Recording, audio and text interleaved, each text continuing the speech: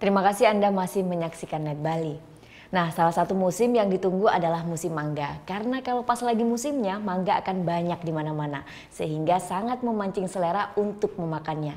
Dan seperti saat ini, bulan Oktober adalah bulan musim panen mangga di Buleleng, Bali.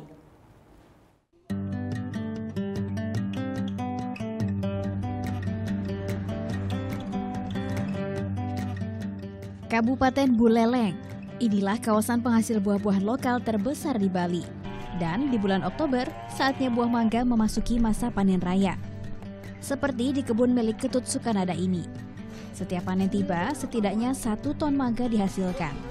Hasil panen sangat bergantung dari pemeliharaan dan kondisi cuaca saat bunga mangga keluar. Hasil panen berlimpah diikuti dengan harga jual yang turun. Jika biasanya per kilogram dijual seharga Rp15.000, kini turun menjadi Rp10.000 per kilogram. Ya bisa 4, bisa masih 4.000, 5.000 bisa.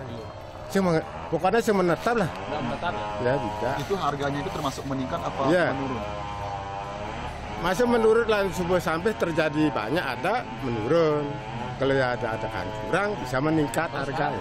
Masih sepi Pak ya? Sepi. Para pedagang mangga juga meraup untung. Dalam sehari, satu penjual di sepanjang jalan Singaraja Denpasar bisa menjual hingga 40 kg mangga. Yang sehari bisa, ini ukuran 40 kilo sekat. Harganya berapa?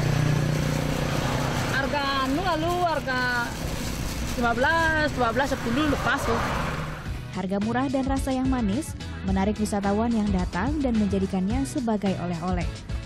Cuman ini mangganya kayaknya lebih aromanya manis tapi enggak terlalu harum gitu. Cuman dagingnya enak. Lebih empuk gitu.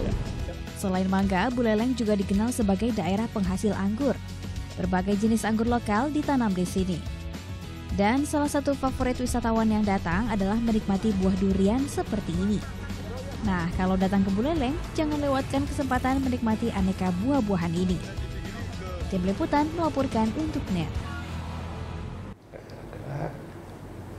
Oke, sekarang aku coba.